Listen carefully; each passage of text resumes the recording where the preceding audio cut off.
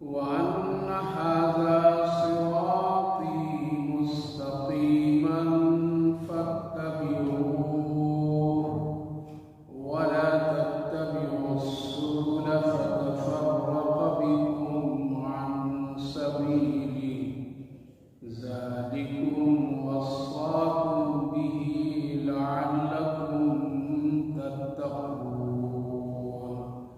صدق الله العظيم. ولا تقربوا مال اليتيم إلا بالتي هي أحسن. اور یتیموں کے مال کے قریب مت جاؤ جب وہ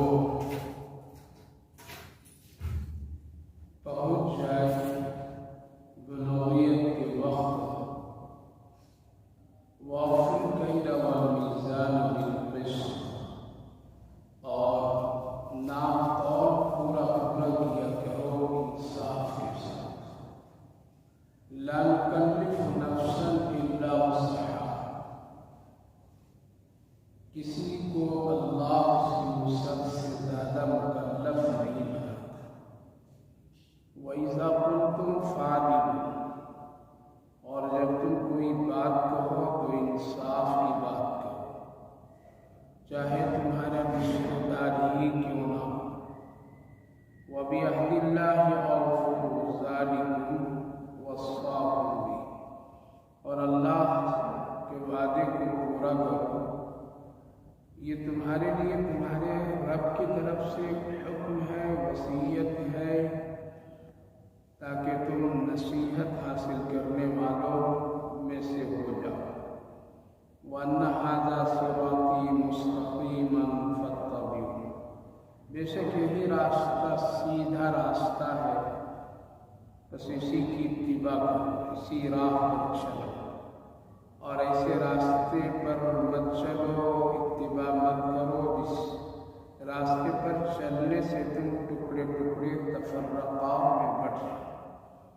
یہ تمہارے رب کی طرف سے ایک حکم ہے، وصیت ہے، شاید کہ تم ڈرنے والے لوگوں میں سے ہو.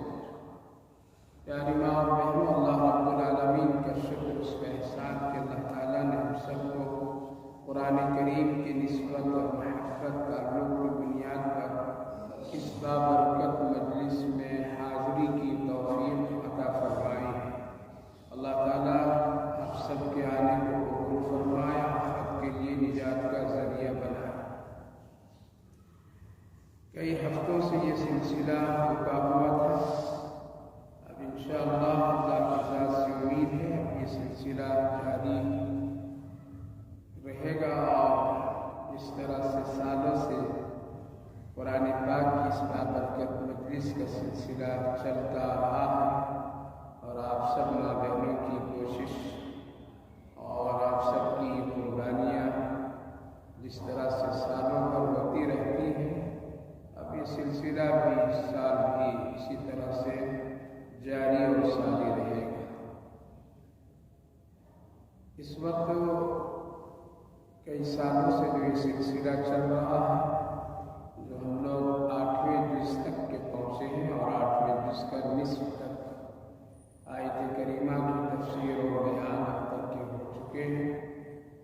آج بھی الحمدللہ وہی ترتیب کے حساب سے 8ویں جز کی آیت پڑھا ہوں، سورۃ الانعام کی، جس میں اللہ تعالیٰ نے کچھ خاص حکم، کچھ خاص طریقے سے اپنے بندوں کو کیا ہے. حکم تو بہت ساری اور باتیں بہت ساری ہوتی ہیں، لیکن جب کوئی بات، کوئی کام خاص ہوتے کسی کے لیے تو اس کو بڑی تاکید کے ساتھ، بڑی اہمیت کے ساتھ بتائی جاتی ہے، کیونکہ اس کی اہمیت کی بنیاد پر بہت سارے اعمال کے اچھے ہونے کے دار مدار ہوتے ہیں.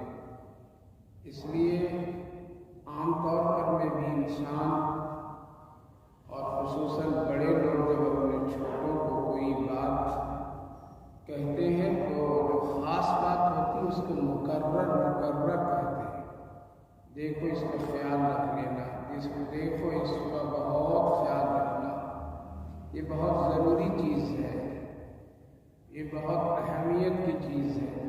بار بار ایک چیز کی تاکید پر تاکید لانا اور کہنا اس بات کی دلیل ہوتی ہے کہ اس میں بہت کامیابی ہے اور یہ بڑی اہم چیز ہے۔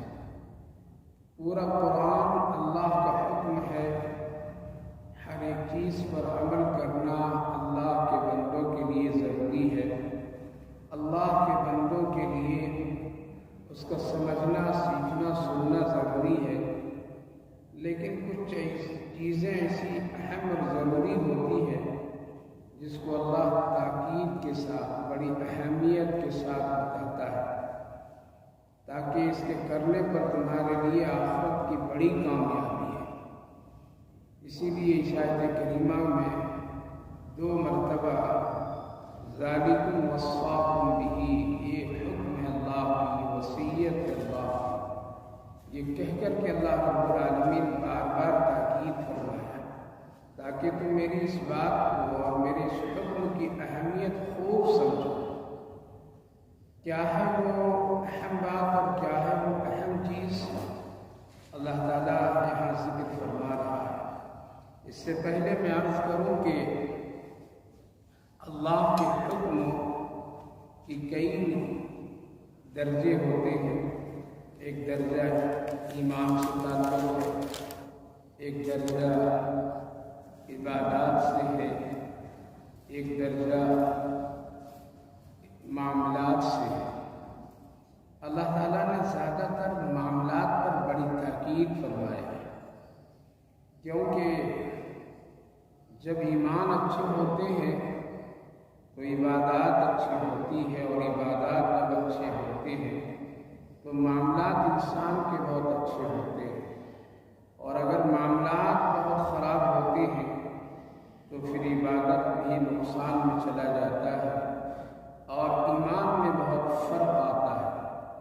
اسی لیے ہم سب کی زندگی جو کہ ایک ملی جلی ہوئی زندگی ہے، مختلف انسانوں کے ساتھ، مختلف خاندان کے لوگوں کے ساتھ، مختلف رشتہ داروں کے ساتھ رہ کر کے گزارنی پڑتی ہے، تو اللہ تعالیٰ نے بندوں کے ساتھ کے معاملات پر بڑی تاکید فرمایا ہے، کیونکہ جب ایک جگہ 10 برتن ہوں گے تو کسی نہ کسی طرح ایک دوسرے میں ٹھوکر لگے گی اور ایک دوسرے سے آوازیں نکلیں گی۔ جب ہم سب ایک جگہ رہتے ہیں تو ظاہر ہے کہیں نہ کہیں کوئی کمی اور کوئی کسی کے لیے تکلیف کا ذریعہ اور کوئی کسی کے لیے نقصان کا ذریعہ بنے۔ اللہ تعالیٰ نے اسی لیے معاملات پر بڑی توجہ دلاتے ہوئے چند احکامات قرآن کریم میں ذکر فرمایا ہے۔ 15ویں جز میں اللہ تعالیٰ نے تقریباً 15 ایسی چیزوں کو ذکر کیا ہے، اس سے بھی زیادہ اور دوسرے موقعوں پر بھی اللہ تعالیٰ نے بندوں کا حق حقوق کے بارے میں ذکر فرمایا ہے۔ یہاں بھی وصیت کے طور پر اس آیت کریمہ میں اللہ نے ذکر فرمایا ہے کہ تم سب سے پہلی چیز تو اللہ کے حق اور حقوق ادا کرتے ہوئے اپنے ایمان کو بہت ہی کامل اور مکمل رکھو، اللہ کے ساتھ کسی کو شریک نہ بناؤ، ماں باپ کی خدمتیں کرو، اس کے ساتھ احسان اور سلوک کا معاملہ کرو، کسی کو ناحق قتل مت کرو، اپنی اولاد کو بھی کھلانے پلانے کے ڈر سے قتل مت کر دو۔ اسی طرح سے اور بہت سارے معاملات، ان میں یتیموں کا حق اللہ رب العالمین نے ذکر فرمایا، وَلَا تَقْرَبُوا مَالَ الْيَتِيمِ إِلَّا بِالَّتِي هِيَ أَحْسَنُ، تم کسی یتیم کے مال کو مت کھاؤ پیو، قریب مت جاؤ، مطلب اس کا ہے کہ استعمال مت کرو۔ اگر تمہارے ہاتھ میں اس کا مال ہے تو اس وقت تک کہ تم امانت کے طور پر اس کو رکھو، جب وہ بڑا ہو جائے اور مال سمجھنے لگے، نفع نقصان کا اس کے پاس علم آ جائے، پختگی آ جائے، تب اس کا مال ہو بہو پورا کا پورا اس کے حق تک پہنچا یہ نہایت ہی ضروری ہے۔ اور یہ حکم اس لیے اللہ رب العالمین نے کیا کہ اس وقت جس وقت میں اسلام کی تبلیغ اور اسلام کے سلسلے میں لوگ، ایمان کے سلسلے میں لوگ باہر نکلتے تھے، بہت کچھ سامنا کرنا پڑتا تھا، یا اسلام پر جب کبھی دشمنوں کی طرف سے حملے ہوتے تھے کہ جنگ میں صحابہ کو جانا پڑتا تھا اور پھر وہ شہید ہو جاتے تھے تو ان کے بچے یتیم ہو جاتے تھے۔ لہذا اس موقع پر اس طرح کے حق اور حقوق کی باتوں کی طرف توجہ اللہ رب العالمین نے دلایا تاکہ تم کسی یتیم کے مال پر قابض مت ہو جائے۔ یہ حکم اگرچہ اس وقت کی روشنی میں، لیکن یہ حکم عموم ہے، یہ حکم عام ہے، قیامت تک لوگوں کے لیے حکم ہے۔ چاہے جہاں جس شکل میں بھی کوئی یتیم مل جائے، اس کے مال پر ناجائز قبضہ، اس کے مال کا چھین لینا، کھا لینا، دبا لینا، یہ سب ناجائز ہے، حرام ہے۔ دوسری بات اللہ رب العالمین نے فرمایا وَأَوْفُوا الْكَيْلَ وَالْمِيزَانَ بِالْقِسْطِ، کہ جب تم ناپ تول کرو ترازو کو انصاف کے ساتھ وزن کرو، انصاف کے ساتھ ترازو کو ٹھیک ٹھاک رکھو، یعنی ایسا نہ ہو کہ تم گھٹا بڑھا کر کے کام کرو۔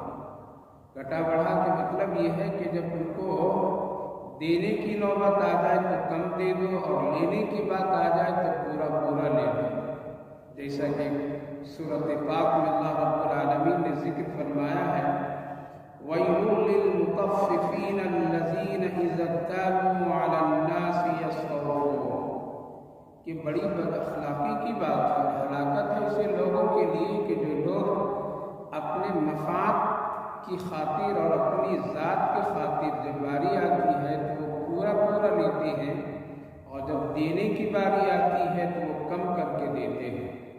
لہذا ترازو ایک بہت ہی انصاف کی چیز ہے۔ اگر تم وزن کرو کوئی چیز کسی کو دو تو برابر برابر، اس میں گھٹانا، اس میں کم کرنا، یہ نہایت ہی ظلم ہے اور یہ ناانصافی ہے، عدل کے خلاف ہے، گناہ ہے۔ آج معاشرے میں مختلف چیزوں کے ذریعے سے اس گناہ میں لوگ پھنسے ہوئے ہیں۔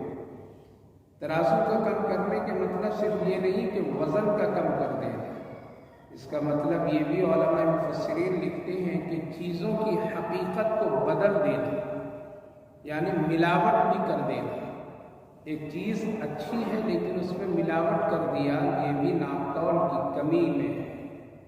ایک چیز ناپنے کی ہے لیکن اس کی نپائی اور اس کے طول و عرض میں کمی کر دیا جاتا ہے۔ اصلی چیز کو گھٹا کر کے اس میں نقلی چیزوں کی ملاوٹ کر دی جاتی ہے، یہ بھی ترازو کی ناپ تول کی کمی میں شامل ہے۔ آج ملاوٹ کا زمانہ ہے، آج لوگ ایسی حرکتیں اچھے لوگ کر رہے ہیں، پوری بازار اس طرح سے بھری پڑی ہوئی ہے، لوگ اس میں اپنے آپ کو بہت ہی اچھا سمجھ کر کے تجارت کرتے ہیں اور دو پیسے نفع کما لیتے ہیں۔ وقتی طور پر میں اس کو تو بہت اچھا ہوتا ہے لیکن ہمیشہ کے لیے گناہ میں مبتلا ہو جاتے ہیں۔ اسی لیے ناپ تول کی کمی سے اللہ رب العالمین نے روک دیا۔ عام طور پر میں ہم لوگ دیکھیے کہ کبھی کبھی چیزوں کی حقیقت کو لوگ بدل دیتے ہیں، خراب چیز کو اچھی طریقے سے کیمیکل کے ذریعے سے پیش کر کے، بنا کر کے، ملاوٹ کر کے اس کو تازہ دکھاتا ہے اور پھر اس کو تازی چیزوں میں شمار کر کے اس کے اچھی قیمتیں وصول کر لیتے ہیں، یہ بھی ناجائز اور حرام ہے۔ اسی طرح سے ایک چیز سوکھی ہوئی ہو اور اس کو وزن بڑھانے کے لیے اگر اس کو کوئی بھگا دے، پانی سے تر کر دے تاکہ وزن اس سے زیادہ ہو جائے، یہ بھی حرام اور ناجائز ہے۔ اسی لیے نبی کریم علیہ السلام کی باتیں اور آپ کے ارشادات صرف نماز کے لیے نہیں، روزے کے لیے نہیں اور حج اور زکوٰۃ کے لیے نہیں، بلکہ آپ کے ارشادات اور آپ کی سیرت میں معاملات پر بھی بڑی تاکیدات ہے۔ اسی لیے آپ گاہے بگاہے مدینہ طیبہ کے بازاروں میں جایا آیا کرتے تھے اور بیپاریوں کو، تاجروں کے پاس جا کر کے آپ ان کے سامان ناپ تول کو دیکھا کرتے تھے۔ ایک موقع پر آپ صلی اللہ علیہ وسلم مدینہ کے بازار تشریف لے گئے۔ لے جانے کے بعد آپ نے چند تاجروں جو گلے اور گیہوں جو کی تجارت کر رہے تھے، آپ ان کے پاس پہنچے۔ آپ اپنے ہاتھ کو ان بوریوں میں جس میں جو اور گیہوں رکھے ہوئے تھے، ہاتھ ڈال کر کے اندر گھما کر کے آپ اندر سے دانے نکالیں۔ اس طرح سے کیا کرتے تھے تاکہ پتہ چلے اوپر کی جو کیفیت ہے وہی چیز نیچے بھی ہے یا نہیں ہے۔ ایسا نہ ہو دکھانے کے لیے اچھی چیزیں اور اندر خراب چیزیں تو نہیں ہے۔ آج بازاروں کے حالات دیکھیے میری ماں بہنوں، مسلمانوں کے حالات بھی اسی طریقے سے ہیں کہ اوپر ظاہری طور پر میں بہت اچھے اور بہت اچھی چیزیں دکھاتے ہیں، لیکن اندر اس میں جو خرابیاں ہیں وہ اللہ ہی جانتا ہے۔ یہ سخت اور بدترین بد اخلاق اور گناہ ہے۔ اللہ کے رسول صلی اللہ علیہ وسلم ایک شخص کے پاس پہنچے، لہذا آپ نے اس بوریے میں ہاتھ ڈالا، اندر سے دانے نکالے جو خشک تھے، اوپر کے دانے ذرا بھیگے ہوئے تھے۔ اللہ کے رسول صلی اللہ علیہ وسلم نے فرمایا یہ کیسا کہ اندر سارے دانے خشک ہیں، جو کے اور اوپر جو دانے ہیں وہ بھیگے ہوئے ہیں۔ اس طرح سے تو تجارت کرنا، بیچنا، اس طرح سے کسی کو دینا یہ نہایت ہی گناہ ہے۔ صحابی رسول صلی اللہ علیہ وسلم نے کہا یا رسول اللہ، ہم نے اس کو اپنی طرف سے نہیں بھگایا ہے، بلکہ ابھی تھوڑی دیر پہلے کچھ چند بارش کے قطرے ہوئے تھے، بارش ہوئی تھی اور یہ جگہ بالکل کھلی ہوئی ہے، جس کی بنیاد پر بارش کی وجہ سے اوپر کا حصہ بھیگ گیا ہے۔ اللہ کے رسول ہم نے اس میں پانی نہیں چھڑکا ہے، ہم اس کو جان بوجھ کر کے اس میں پانی نہیں ڈالا ہے، یہ بارش کی وجہ سے اوپر کے دانے بھیگے ہوئے ہیں۔ آج تو بھگا کر کے پانی ڈال کر کے سبزیوں کا وزن بڑھاتے ہیں، گوشت کے وزن بڑھاتے ہیں، نہ جانے کیا کیا کرتے ہیں اس دنیا کی چند روٹی کھانے کے لیے، 2 گز کفن کے کپڑے کے لیے۔ اللہ اکبر، اس قدر لوگ حرص بنے ہوئے ہیں۔ اللہ کے رسول صلی اللہ علیہ وسلم نے فرمایا اگر بارش کی وجہ سے ہی اوپر کے دانے بھیگے ہوئے ہیں تو اس وقت تک کہ اس سے بیچنا جائز نہیں جب تک کہ یہ دانے سوکھ نہ جائیں، خشک نہ ہو جائیں، کیونکہ بھیگے ہوئے دانے کا وزن بڑھ جائے گا سوکھے ہوئے دانے کے مقابلے میں، اس لیے اس طرح تجارت کرنا جائز نہیں ہے۔ یہ بھی وزن کی کمی اور ناانصافی کی بات ہے۔ اللہ رب العالمین نے معاملات میں اتنا درست اور چوکنا رہنے کا حکم دیا ہے۔ وَأَوْفُوا الْكَيْلَ وَالْمِيزَانَ بِالْقِسْطِ، لہٰذا جو لوگ جس کو ہم اور آپ اپنی زبان میں ڈنڈی مار کہتے ہیں یہ اسی میں سے ہے۔ بعض علماء کرام مفسرین نے واقعات لکھے ہوئے ہیں کہ جو لوگ ناپتول میں کمی کرتے ہیں موت کے وقت اس کو کلمہ نصیب نہیں ہوگا، اس لیے کتنے لوگوں کا حق وہ مار کر کے رکھتے ہیں۔ پہلے دور اور زمانے میں اچھے لوگ تھے، اچھے تاجر لوگ ہوتے تھے۔ ہم لوگ اپنے بچپنا میں بھی دیکھا کرتے تھے کہ کبھی کوئی چیز تولی جاتی تھی اور دیتے تھے لوگ تو ناپ تول کے بعد پھر اوپر سے چٹکیوں سے کچھ دانے اور ڈال دیتے تھے۔ ڈر تھا ان کو کہ کہیں ہمارے ناپ تول میں کوئی کمی ہو جائے تو اوپر سے ایک مٹھی اور الگ سے دے دیتے تھے، سبزی کے 2 پتے دے دیتے تھے، گیہوں کے دانوں کی ایک مٹھی اور ڈال دیتے تھے، شکر کی چند چٹکیاں ڈال دیتے تھے تاکہ اگر کمی ہو تو اس کی وجہ سے وہ برابر ہو جائے۔ اللہ اکبر، لوگ ڈرتے تھے پہلے، اب تو دلیری کے ساتھ یہ کام کرتے ہیں، ڈر اور خوف نہیں ہے۔ ہزاروں رکعتیں پڑھ لی جائے، تہجد گزار بن لیا جائے، ایک بار میں 70 بار کعبے کی طواف کر لیا جائے، اگر بندوں کے حق میں کوئی کمی کیا ہے تو کل قیامت کے دن وہ جواب دہ ہوگا اللہ کے سامنے، اور اس کے لیے پکڑ اور گرفت ضروری ہے۔ اسی لیے انصاف کا پہلو ہمیشہ رکھنا چاہیے۔ اپنے گھروں میں بھی میری ماں بہنوں اسی طرح سے انصاف رکھیے، صرف یہ بازاروں کے لیے نہیں ہے، یہ دکان اور تجارت کرنے والوں ہی کے لیے نہیں ہے، بلکہ اپنے گھر میں بھی اس کی برابری ہونی چاہیے۔ اپنے گھروں میں کوئی چیز پکتی ہے اور کوئی چیز اچھی پکتی ہے، کوئی کھانا، کوئی پانی، کوئی ایسی چیزیں، تو اس میں بھی ایک دوسرے کو برابر شریک رکھنا چاہیے، اس میں بھید بھاؤ نہیں کرنا چاہیے۔ جیسا گھر کے ماحول میں بھید بھاؤ بہت ہے، کوئی اچھی چیز پکی تو اچھے لوگوں کے لیے، خراب چیز میں سب لوگ شریک ہیں یا اس میں اونچ نیچ کر دیے جاتے ہیں، اور یہ معاملات گھروں میں ہوتے ہیں۔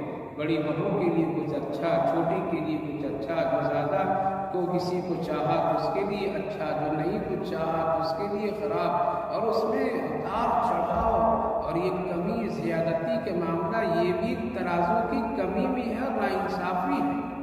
برابر رکھنا چاہیے ہر ایک کے لیے۔ گھر میں اگر ایک برتن میں ایک چیز پکتی ہے تو سب کا حق اس میں برابر کا ہوتا ہے۔ گھر میں ایک چیز اگر بازار سے کوئی آتی ہے تو اس میں حق سب کا برابر ہونی چاہیے۔ ناانصافی کا معاملہ بالکل جائز نہیں ہے، لہذا کبھی بھی ایسا نہیں ہونا چاہیے، بلکہ اس طرح سے کرنے سے خیر و برکت گھر میں آتے ہیں۔ ایک دوسرے کا حق اور حقوق کا خیال رکھنے سے اللہ روزی رزق میں برکتیں عطا فرما دیتا ہے۔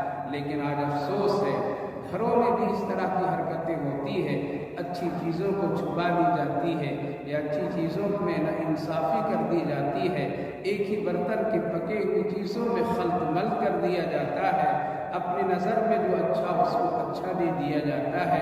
یہ سب ناانصافی ہے جو کہیں اللہ اس پر گرفت نہ فرما لے۔ اس لیے فرما اللہ تعالیٰ وَأَوْفُوا الْكَيْلَ وَالْمِيزَانَ بِالْقِسْطِ لَا نُكَلِّفُ نَفْسًا إِلَّا وُسْعَهَا۔ اللہ اکبر، اللہ رب العالمین کی شان میری ماں بہنوں۔ اللہ فرماتا ہے میں کسی بھی بندے کو، کسی نفس کو اس کی طاقت سے زیادہ میں کوئی کام نہیں دیتا ہوں۔ اللہ جانتا ہے کس کے لیے کیا چیز مناسب ہے، چاہے عبادات سے ہو، چاہے معاملات سے ہو۔ اللہ جانتا ہے کہ کس کو کتنا ہم کو دینا ہے، کس کے لیے کتنا حکم ہے۔ لا نکلف نفسا الا وسعها، اس کی طاقت سے زیادہ بوجھ اللہ نہیں دیتا ہے، اس کی طاقت سے زیادہ اس پر کوئی حکم نافذ نہیں فرماتا ہے، اس کی طاقت سے زیادہ اس پر کوئی اللہ کے احکامات نہیں ہوتے، بلکہ سب کی حیثیتیں الگ الگ ہیں۔ لہذا مالداروں سے زکوٰۃ دیا جاتا ہے، غریبوں سے نہیں۔ لہذا بیماروں سے نہیں، بیماروں سے روزہ نہیں رکھوایا جاتا، بلکہ صحت مندوں سے رکھوایا جاتا ہے۔ حج سب سے نہیں کرانے کا حکم اور کرنے کا حکم دیا گیا، بلکہ صرف اس کو جس کو اللہ نے مال دیا، صحت دی ہے۔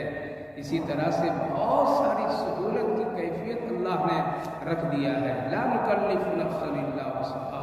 لہذا ایسے حالات میں جب اللہ رب العالمین نے اتنی سہولتیں دی ہے، پھر کوئی بندہ اگر عبادت نہ کرے، پھر کوئی بندہ اللہ کا حکم نہ مانے، پھر کوئی اللہ رب العالمین کے نافرمانی کرے، تو اللہ رب العالمین ضرور گرفت فرمائیں گے۔ کیوں؟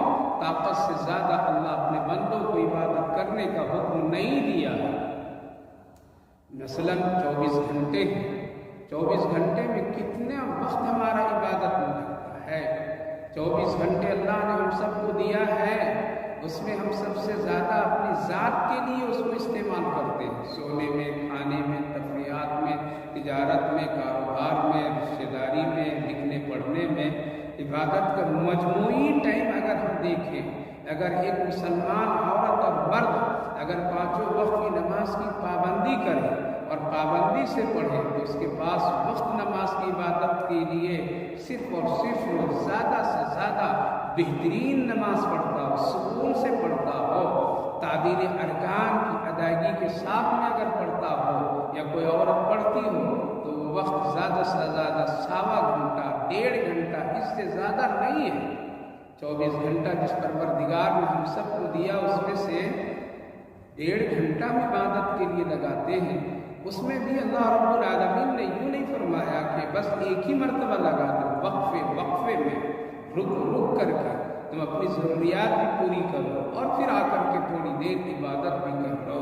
لہٰذا اللہ رب العالمین نے اپنے بندوں اور اپنے بندیوں پر کوئی حکم اس کی طاقت سے زیادہ نہیں دیا ہے۔ جب دیا نہیں ہے تو ایک آدمی کو بہانہ کرنے کی گنجائش نہیں ہے، ایک عورت کو کسی طرح سے بہانہ کر کے عبادت کو چھوڑنے کی گنجائش نہیں ہے۔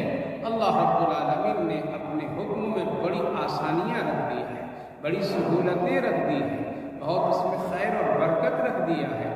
ہم لوگ غفلت سے اس کو چھوڑ دیتے ہیں، ہم لوگ غفلت اور بہانے بنا کر کے ترک کر دیتے ہیں۔ یاد رکھیے میری ماں بہنوں، جب اللہ کی دی ہوئی نعمتوں کی جب لوگ ناقدری کرنے لگتے ہیں اور غفلت میں اس کو چھوڑ دیتے ہیں تو ایک زمانہ پھر ایسا اللہ لاتا ہے کہ اس نعمت کو اللہ چھین لیتا ہے، اس نعمت کو اللہ واپس لے لیتا ہے، پھر نسلیں محتاج اور محروم بن کر کے رہ جاتی ہیں اور پھر وہ نعمت واپس نہیں آتی ہے۔ جیسا کہ حدیث پاک میں نبی کریم علیہ السلام نے ارشاد فرمایا کہ صبح صبح سورج کے نکلنے سے پہلے فجر کی نماز کے فوراً بعد اللہ رب العالمین ہر ایک بندے کی اس کی برکت کی روزی اس کے گھر کے دروازے پر فرشتے کو دے کر کے بھیج دیتا، جاؤ میرے فلاں بندے فلاں بندی فلاں کے گھر کے پاس اس کی برکت کی روزی دے کر کے آؤ۔ قسمت کی روزی ہے لیکن اب کچھ برکت کی روزی دے کر کے آؤ۔ لیکن جب اس گھر کے لوگ سوئے ہوئے نظر آتے ہیں، اس گھر کے لوگ غفلت میں پڑے ہوئے نظر آتے ہیں، فرشتہ آواز دیتا ہے، اس کو فرشتے کی کیفیت ہوتی ہے اور وہ چاہتا ہے کہ یہ اٹھ کر کے بیدار ہو کر کے یہ برکت کی روزی لے دے، لیکن غفلت میں سونے والا، غفلت میں پڑا رہنے والا جب اس کی طرف توجہ نہیں دیتا ہے تو پھر وہ برکت کی روزی فرشتہ واپس لے جاتا ہے۔ ایک بار، دو بار، تین بار، چار بار، کئی مرتبہ ایسا ہوتا ہے، لیکن جب یہ غفلت بڑھتی چلی جاتی ہے تو اللہ ہمیشہ کے لیے برکت کی روزی کو روک دیتا ہے۔ پھر ایک آدمی مقدر کی روزی کماتا ہے لیکن اپنا خرچ زیادہ بڑھا کر کے رکھتا ہے، اس میں برکت ہوتی نہیں ہے، لہذا کمایا 100 روپیہ اور خرچ ہے اس کے 200 روپیے کے۔ اب یہ 200 روپیے جو خرچ ہے، 100 روپیہ اس کو مقدر کی روزی ملی ہے، اب اس کو برکت کے لیے 100 روپیہ چاہیے، فرشتہ دینے کے لیے آیا تھا لیکن یہ غفلت میں پڑا رہا، فجر کی نماز نہیں پڑھا، اذان سن کر کے وہ اٹھا نہیں، لہذا برکت کی 100 روپیے اس کی واپس چلی گئی۔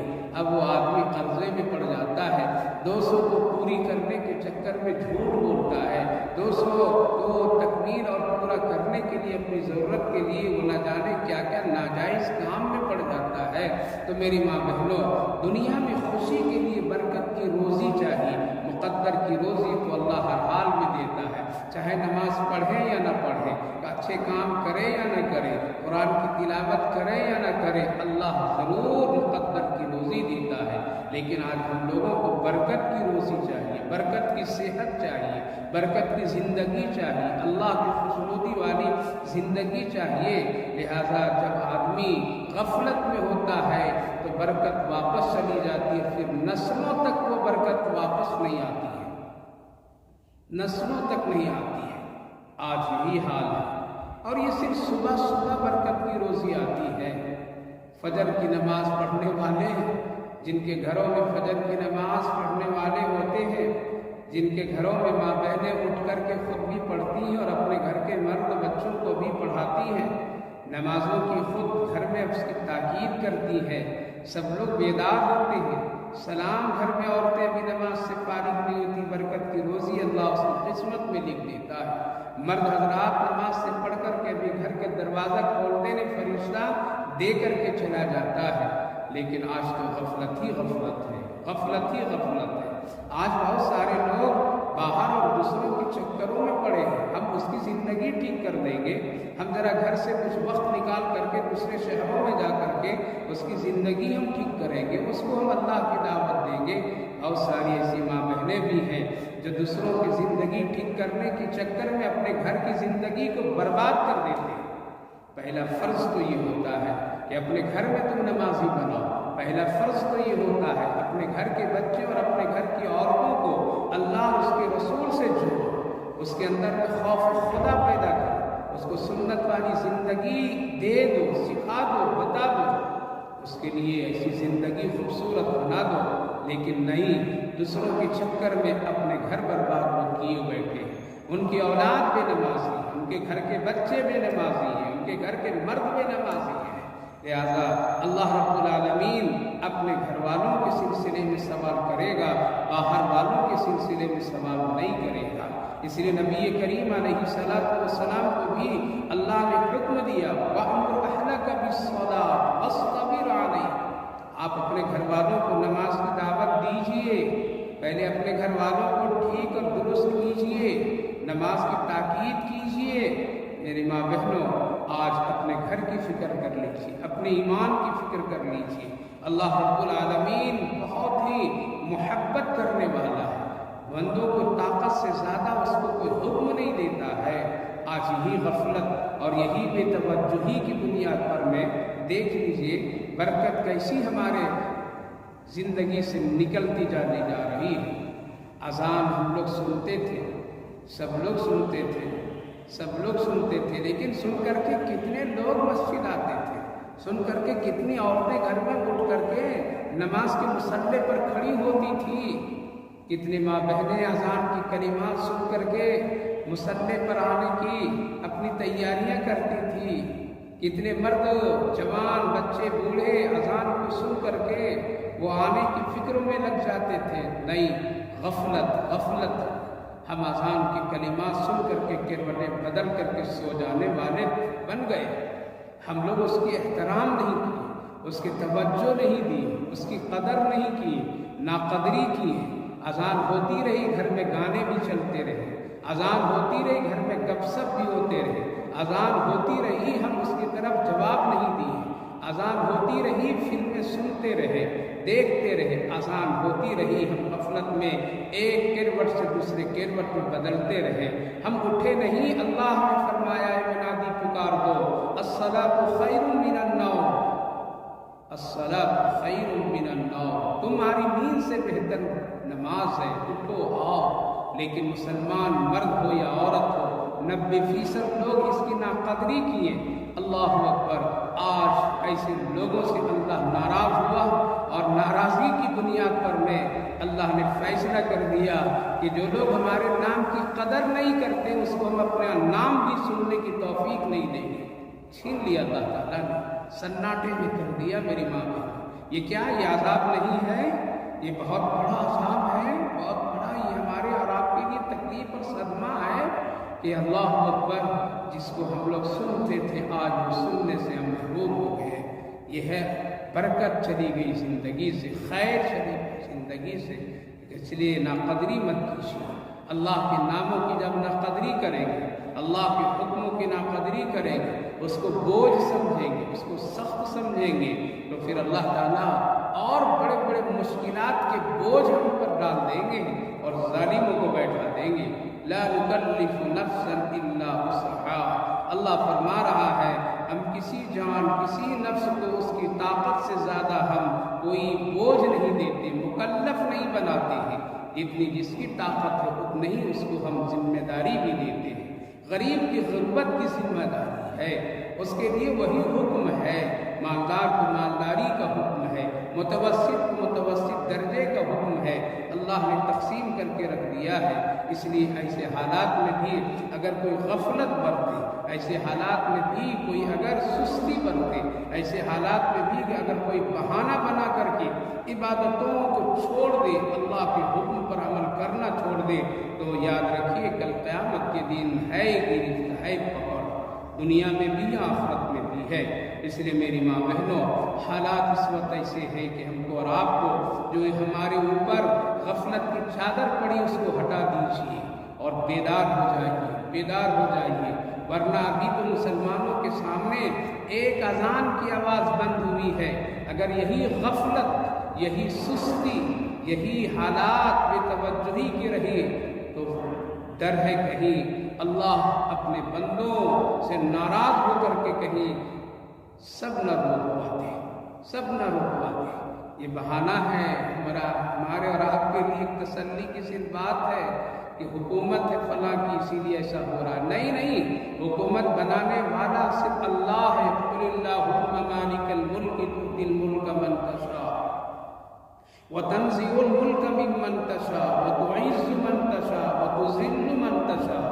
وہی اللہ ہے جو بادشاہوں کو بادشاہ بناتا ہے، تخت و تاج دیتا ہے، تخت و تاج سے وہی اتارتا ہے۔ لہٰذا اللہ رب العالمین جب ناراض ہوتے تو ایسے ہی ظالموں کو اس دنیا پر مسلط کر دیتا ہے۔ اس لیے میری ماں بہنوں، اس وقت میں بڑی توجہ کی ضرورت ہے۔ آپ اپنے گھر کو دیندار گھر بنا دیجیے، آپ محنت کیجیے اپنے گھر میں، شفقت و محبت سے آپ اپنے گھر میں دین کا کام کیجیے، اپنے مردوں پر دین کو نافذ کیجیے، اس کو اذان کی اہمیت بتلائیے اور خود بھی اذان کی اہمیت کو اس کی قدر کیجیے۔ اللہ اکبر، ناقدری پر اللہ نعمتوں کو چھین لیتا ہے۔ برسوں برس تک، صدیوں صدیوں تک لوگ اذان نہیں سن سکے، ایسے بھی ممالک اور ایسے بھی حالات گزرے ہیں۔ اس لیے اس وقت میں اگر ایسے حالات ہیں، لیکن بیدار ہونے کی ضرورت ہے۔ آپ اپنے گھروں سے اپنے مردوں کو اٹھائیے، جوانوں کو اٹھائیے، بچوں کو اٹھائیے اور نماز کی تاکید کیجیے، خود بھی مصلی پر آ جائیے اور دوسروں مردوں کو مسجد بھیجیے۔ اگر اسی طرح غفلت میں رہ گئی تو اللہ کے قہر و عذاب کو کوئی روک نہیں سکتا ہے۔ اللہ نے آسان دین دیا ہے، بہتر دین دیا ہے، پاکیزہ دین دیا ہے، ہلکا پھلکا دین دیا ہے، سختی نہیں رکھا ہے۔ وَلَا نُكَلِّفُ نَفْسًا إِلَّا وُسْعَهَا وَإِذَا قُلْتُمْ فَاعْدِلُوا وَلَوْ كَانَ ذَا قُرْبَىٰ۔ اللہ نے ایک اور حکم دیا کہ جب تم بات کہو تو انصاف کی بات کرو، چاہے تمہارے سامنے تمہارے رشتہ دار ہی کیوں نہ ہو۔ آج حالات ایسے، انصاف کی بات کر دی جائے، حق بات کہہ دی جائے تو انسان کی نظر میں برا ہو جاتا ہے۔ آپ کسی کی نظر میں اچھے اس وقت تک کے رہیں گے جب تک کہ آپ اس کے مطلب کی بات کرتے رہیں، جب اس کے ہاں میں ہاں آپ ملاتے رہیں، اس کے گناہوں کے کاموں کو آپ تسلی بخش اس کو جواب دے دیں، اس کے گناہوں میں اس کی حوصلہ افزائی کر دیں تو آپ بہت اچھے ہیں۔ لیکن اگر آپ حق کی بات کہہ دیں، اس کی برائیوں پر نکیر کرنے والی آپ ماں بہن بن جائیں، ٹوکنے والی بن جائیں تو آپ اس کی نظر میں برا بن جائیں گے۔ لیکن یاد رکھیے، انسان کی نظر میں برا ہونے سے انسان برا نہیں ہوتا ہے، انسان برا اس وقت ہوتا ہے جب وہ اللہ کی نظر میں برا ہو جاتا ہے۔ ہم نے اللہ کی نظر میں گر گئے تو سمجھیے سب کی نظروں سے ہم گر جائیں گے، اللہ کی نظر میں برے بن جائیں گے تو سب کی نظروں میں برے بن جائیں گے۔ اور اگر اللہ کی نظر میں ہم اچھے ہیں تو اللہ انسان جو برا سمجھتا ہے، اللہ اس کے دل میں بھی محبت اچھائی کی ڈال دے گا۔ اسی لیے اللہ نے فرمایا وَإِذَا قُلْتُمْ فَاعْدِلُوا وَلَوْ كَانَ ذَا قُرْبَىٰ، کہ جب تم کوئی بات کہو تو انصاف کی بات کہو، عدل کی بات کہو، چاہے تمہاری رشتہ دار ہی کیوں نہ ہو۔ آج رشتہ داروں کے لیے الگ بات، الگ زبان، اپنوں کے لیے الگ زبان، غیروں کے لیے الگ زبان، دشمنوں کے لیے الگ زبان۔ اللہ اکبر، زبان بدلتی ہے شکلیں دیکھ کر کے، فیصلے بدل جاتے ہیں شکلیں دیکھ کر کے۔ اللہ، انصاف کا جنازہ نکل جاتا ہے شکلیں دیکھ کر کے، نہیں۔ وَإِذَا قُلْتُمْ فَاعْدِلُوا وَلَوْ كَانَ ذَا قُرْبَىٰ، یہ بہت بڑی نیکی ہے، بہت بڑا ثواب ہے حق بات کہنا اور حق بات سننا۔ لہذا ہمیشہ سچ بولیے، ہمیشہ اچھی باتیں کہیے، انصاف کی بات کہیے، ڈریے نہیں۔ اللہ مدد فرمانے والا ہے، اللہ ایسے لوگوں کا حامی اور ناصر ہے۔ ہم اور آپ کبھی ڈر اور خوف کی وجہ سے حق اور انصاف کی بات کرنا چھوڑ دیتے ہیں، زبان کو گندی کر لیتے ہیں، زبان پر گناہ جاری کر دیتے ہیں۔ لوگ کہتے ہیں کہ دعائیں قبول نہیں ہوتی ہے۔ دعا قبول کیسے ہوگی؟ جس زبان سے غیبت، جس زبان سے خطائیں، جس زبان سے جھوٹ، جس زبان سے دوسروں کو تکلیف، جس زبان سے دوسروں کی عزت کو خراب کرنے والی باتیں، جس زبان سے گانے بجانے کی الفاظ اور جملے، اس زبان سے اگر دعا نکلے، دعا کے کلمات نکلے تو اللہ کہتا ہے پہلے زبان کو پاک کرو۔ آپ اور ہم اپنی زبان کو پاک کر لیں گے جھوٹ سے، ہم اور آپ اگر اپنی زبان کو پاک کر لیں غیبتوں سے، ہم اور آپ اپنی زبانوں کو پاک کر لیں ناانصافیوں سے، ہم اور آپ اپنی زبانوں کو اگر پاک صاف کر لیں گے غیر غلط کاموں سے، قسم خدا کی دعائیں بڑی جلدی قبول ہوگی۔ سچی زبان کی نکلی ہوئی دعائیں اللہ بڑی جلدی قبول فرماتا ہے۔ وَإِذَا قُلْتُمْ فَاعْدِلُوا، جب تم کہو تو انصاف کی بات کرو۔ اپنی بیٹی کے لیے اچھی باتیں پسند، لیکن اپنی بہو کے لیے اچھی بات پسند نہیں۔ اپنی ماں کے لیے اچھی باتیں پسند، اپنی ساس کے لیے اچھی باتیں پسند نہیں۔ ساس کی نظروں میں الگ، بیٹی کی نظروں میں الگ، بہو کی نظروں میں الگ، زبان کی یہ نا انصافی کیا اللہ دیکھ نہیں رہا ہے، کیا اللہ سن نہیں رہا ہے؟ اس لیے میری ماں بہنوں ہمیشہ اپنی زبان کو عدل کے ساتھ رکھیے، اپنی زبان کی پاکیزگی کے ساتھ استعمال کیجیے، چاہے وہ رشتے دار ہی کیوں نہ ہو، لو کان ذا قربیٰ وَبِعَهْدِ اللَّهِ أَوْفُوا ذَلِكُمْ۔ آگے اللہ فرمایا جو تم نے مجھ سے وعدہ کیا ہے اس وعدے پر قائم رہنا، پورا کرنا۔ وہ کیا ہے وعدہ؟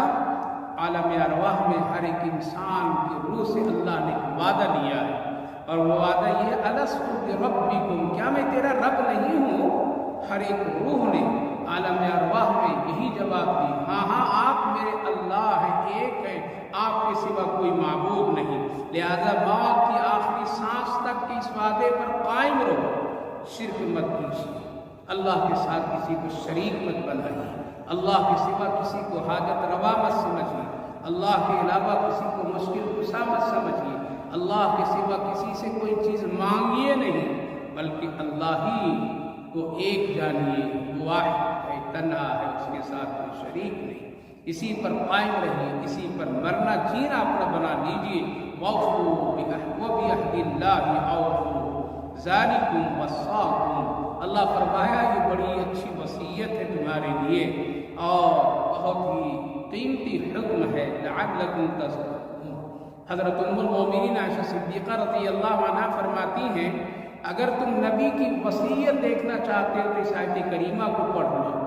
اللہ نے نبی کی زبان مبارک سے اس وصیت کو جاری فرمایا وحی کی شکل میں، لہٰذا موت سے پہلے اگر کوئی آدمی کوئی خاص اور اہم بات بتاتا ہے تو ہم اس کو اور آپ وصیت کہتے ہیں کہ موت سے پہلے ایک بڑی اہم بات مرنے والے نے کہہ کر کے گیا ہے، اس کی اہمیت ہوتی۔ اسی طرح اس کو وصیت سے تعلق رکھا اور فرمایا گیا کہ اگر اللہ کے رسول کی وصیت دیکھنے تو اس آیت کریمہ کو پڑھو اور عمل کرو، یہ نبی کی وصیت اللہ کی وصیت ہے۔ آگے اللہ رب العالمین نے فرمایا وَأَنَّ هَذَا صِرَاطِي مُسْتَقِيمًا فَاتَّبِعُوهُ۔ یہ جو اتنی باتیں بتائی گئی یہ سیدھے راستے پر چلنے والوں کے لیے بہترین راستہ ہے، سیدھا راستہ ہے۔ یہ کیا ہے سیدھا راستہ؟ اللہ کے ساتھ کسی کو شریک نہ بناؤ، اپنے ایمان کو بہت ہی ٹھوس اور مضبوط رکھو، اپنے والدین کے ساتھ حسن سلوک کا معاملہ کرو، اور کسی اولاد کو اپنے بچوں کو کھلانے پلانے کی ڈر سے قتل مت کرو، اور ظاہر اور باطن میں کوئی فحاشی گناہ کا کام نہ کرو، کسی کو ناحق قتل نہ کرو، اور کسی یتیم کے مال کو مت کھاؤ، اور حق بات کہو، ترازو انصاف کے ساتھ عدل کے ساتھ اس کو تولو۔ یہ سب ہے وصیت، یہ ہے سیدھا راستہ، ھذا صراط مستقیم، یہی ہے سیدھا راستہ، اس کی اتباع کر لو۔ سیدھے راستے کا مطلب یہ نہیں ہے کہ کوئی سڑک ہمارے سامنے ہو، سیدھے راستے کا مطلب یہ ہے کہ اللہ نے جو حکم دیا اس حکم پر عمل کر لینا، یہ سیدھا راستہ ہے۔ ہر ایک نماز میں ہم لوگ کہتے ہیں اہدنا الصراط المستقیم، وہ سیدھا راستہ یہ ہے، یہ سیدھا راستہ یہاں اللہ بتا رہا ہے ھذا صراط مستقیم فاتبعوا ولا تتبعوا السبل فتفرق بكم عن سبيله ذلكم وصاكم به لعلكم تتقون۔ یہی سیدھا راستہ ہے، اس کے علاوہ تم جتنے راستے اختیار کرو گے مت کرنا ویسے راستے جس پر تم ٹکڑے ٹکڑے ہو جاؤ، تفرقوں میں بٹ جاؤ، اختلافات میں بٹ جاؤ، ایسے راستے پر مت چلو۔ ذالکم وصاکم بہ لعلکم تتقون، یہ بھی ایک وصیت ہے، اللہ کا ایک حکم ہے، شاید کہ تم ڈرنے والے بن جاؤ۔ خلاصہ یہ ہے میری ماں بہنوں کہ 3 درس یہ ہے ہمارے اور آپ کی کامیابی کے لیے۔ ایمان، توحید والا ایمان ہو، عبادات ہم اور آپ جو کرتے ہیں وہ رسول اللہ صلی اللہ علیہ وسلم کی سنت کے مطابق، شریعت کے مطابق ہو، معاملات ہمارے بڑے اچھے ہوں، معاملات بڑے درست ہوں، ہر ایک کے ساتھ، شوہر بیوی کے ساتھ، بچے ماں باپ کے ساتھ، اولاد کے ساتھ، پڑوسیوں کے ساتھ، رشتہ داروں کے ساتھ، یتیموں غریبوں مسکینوں محتاجوں کے ساتھ اچھے سلوک ہو، یعنی اللہ کے بندے اور اللہ کی مخلوقات کے ساتھ اچھے برتاؤ کرو، ہمدردی کرو، خیر خواہی کرو، اس میں بڑی کامیابی ہے۔ بڑی کامیابی ہے، اس کے اندر اللہ رب العالمین نے خیر رکھا ہے۔ جنت میں جانے کے لیے راستہ آسان اگر کرنا چاہتی ہے، بنانا چاہتی ہے میری ماں بہنوں، تو اللہ کے بندوں کے ساتھ، اللہ کی مخلوق کے ساتھ، اللہ کے تمام خلقت کے ساتھ اچھا کام کیجیے، انشاءاللہ جنت کے راستے بڑے آسان ہو جائیں گے۔ وہ واقعہ بہت ہی مشہور ہے، ایک فاحشہ عورت تھی، حدیث پاک بخاری شریف میں اس کا ذکر ہے۔ ایک فاحشہ عورت تھی جس نے صرف کتے کو پانی پلا دی تھی، اور اس طرح سے پلائی تھی کہ اپنے اس دوپٹے کو اتار کر کے کنویں میں ڈال کر کے اپنے پاؤں سے ساکس کو نکال کر کے بھگو کر کے اس کے منہ میں پانی کے قطرے ٹپکا کر کے اس پیاسے کتے کو پیاس بجھا دی، اس کو سیراب کرا دی، اس کو خوشی دی۔ اللہ اکبر! اگرچہ وہ گنہگار تھی لیکن حدیث پاک میں ہے اللہ نے اس کو جنت عطا فرما دیا۔ ایک کتے کے ساتھ ہمدردی کرنے سے اللہ رب العالمین جنت عطا فرما دیتا ہے، گناہوں کو معاف کر دیتا ہے، لغزشوں کو بخش دیتا ہے۔ آپ اپنے ماں باپ کے ساتھ، اپنے ساس سسر کے ساتھ، اپنے پڑوسیوں کے ساتھ، اپنے بہوؤں کے ساتھ اچھے برتاؤ کیجئے، گھر میں دینداری لائیے، نافذ کیجئے رسول اللہ کی سنتوں کی، انشاءاللہ اللہ ضرور بخشش و مغفرت فرمائے گا۔ لہذا ہمیشہ آدمی کو اس کی خیال، اس کی توجہ رکھنی چاہیے۔ حضرت امیر المومنین عمر فاروق رضی اللہ عنہ کو ایک مرتبہ جب معلوم ہوا کہ دریائے نیل میں ایک کتا ڈوب کر کے مر گیا، آپ نے اس وقت کے گورنر کو خط لکھا کہ یہ کتا آخر کیوں ڈوب کر کے مر گیا۔ عمر کے زمانے میں، عمر کی خلافت میں، عمر کے حکومت کا اور زمانے دور میں ایک کتا کا ڈوب کر کے مر جانا، کہیں کل قیامت کے دن عمر سے اللہ سوال نہ کرے۔ گورنر وقت کا خط لکھا، امیر المومنین کتا اس لیے دریا نیل میں ڈوب کر کے مر گیا کہ یہ اس پار سے اس پار جانا چاہتا تھا، پانی اور گہرائی کا اس سے اندازہ نہیں ہوا، پول اور راستہ کوئی نہیں تھا، جس کی وجہ سے وہ کتا ڈوب کر کے مر گیا۔ حضرت امیر المومنین عمر فاروق رضی اللہ عنہ نے فوراً حکم دیا کہ فوراً دریا نیل پر ایک پل بناؤ، ایک راستہ بناؤ، تاکہ پھر آئندہ کوئی نہ جانور کوئی انسان ڈوب کر کے مرے، ورنہ ہمارے دور خلافت میں اللہ اکبر اگر کتا مر گیا تو اللہ پوچھ سکتا ہے۔ آج ظالم حکومتیں بیٹھی ہوئی، ظالم لوگ بیٹھے ہوئے، ہزاروں لاکھوں قتل ہو رہے، کیا اللہ ان سے پوچھے گا؟ نہیں، سوال ضرور کرے گا۔ اطمینان رہیے میری ماں بہنوں، اپنے ایمان پر قائم رہیے، اپنی عبادت اچھی کیجیے، اپنے گھر اور گھرانے رشتہ داروں کے ساتھ اچھے حسن سلوک بنائیے، اللہ کے حکم کے پابند بنے رہیے، اپنی زبان کو پاک کر لیجیے، پاک کر لیجیے، حسد سے، بغض سے، نفرتوں سے پاک کر لیجیے، غیبتوں سے پاک کر لیجیے۔ آپ کی زبان سے جو دعا نکلے گی اللہ ضرور قبول کرے گا۔ آج عام طور پر میں ہماری زبان گندی ہو کر کے ہے، ہمارا دل گندا ہو کر کے ہے، دلوں میں حسد اور بغض ہے، ایک دوسرے سے اس قدر بغض، اس قدر نفرت، اس قدر حسد، اللہ اکبر! پتہ نہیں مرنے کے بعد کیا لے کر کے جائے گا، کیا لے کر کے جائے گی، کہ اتنے گناہ دل میں پال رکھے، اپنی زبان سے کینچی کی طرح ٹکڑے ٹکڑے لوگوں کے دلوں کو کر دے رہے ہیں۔ آخر وجہ کیا ہے؟ ایک دوسرے پر الزام، بہتان تراشی، آخر وجہ کیا ہے؟ مرنے کے بعد قبر کی منزل کو ٹھیک نہیں کرنا ہے کیا؟ مرنے کے بعد حشر کے میدان کی رسوائی سے بچنا نہیں ہے کیا؟ مرنے کے بعد اللہ کے عدل اور ترازو کے سامنے اپنے حساب کتاب کا وزن کروانا نہیں کیا؟ میرے ماں بہنوں، اس لیے زبان جتنی آپ کی پاک ہوگی اتنی ہی عبادت آپ کی اچھی ہوگی، اتنے ہی اللہ خوش ہوگا، دعائیں قبول ہوگی۔ اس لیے ایمان بھی مضبوط رکھیے، عبادت بھی رسول اللہ کی سنت کے مطابق کیجیے، اور معاملات کو درست کیجیے۔ یہی سیدھا راستہ ہے، یہی جنت والا راستہ ہے، یہی محمد عربی صلی اللہ علیہ وسلم کے بتایا ہوا راستہ ہے۔ اسی راستے پر چل کر کے صحابہ کامیاب ہو گئے، اسی راستے پر چل کر کے صحابیات کامیاب ہو گئی، اسی راستے پر چل کر کے بڑے بڑے اللہ والے بن گئے، اسی راستے پر چل کر کے بڑی بڑی خاتون جنت لوگ بچ گئے۔ اس لیے میری ماں بہنوں، قرآن کریم کو پڑھیے، سیکھیے، سمجھیے، انشاءاللہ زندگی دنیا کی بھی آسان ہو جائے گی اور آخرت کی بھی آسان ہو جائے گی۔ اللہ ہم کو بھی اور آپ سب کو بھی عمل کی توفیق نصیب فرمائے، آمین یا رب العالمین۔ اللہم صلی علی سیدنا نبینا حبیبنا مولانا محمد مبارک وسلم علیہ۔ اللہم ربنا آتنا فی الدنیا الدنیا حسنۃ وفی الآخرۃ حسنۃ وقنا عذاب النار۔ اے اللہ ہم سب تیرے گنہگار بندے بندیاں ہیں، وہ اپنے فضل کرم رحمتوں سے سب کے چھوٹے بڑے گناہوں کو معاف فرما دیجیے۔ ہمارا ایمان بھی کمزور ہے، عبادات بھی کمزور ہیں، معاملات تو بہت خراب ہے۔ ہم دنیا کو بنانے کے لیے نہ جانے کتنے کے دلوں کو دکھ پہنچایا، اے اللہ ہم دنیا کو سنوارنے کے لیے نہ جانے کتنوں کو تکلیفوں میں ڈال دیا، کتنوں کے لیے اذیت ذریعہ بن گئے۔ اے اللہ معاف فرما دیجیے، تو نے جو سیدھا راستہ بتایا اسی سیدھے راستے پر ہم سب کو چلا دیجیے۔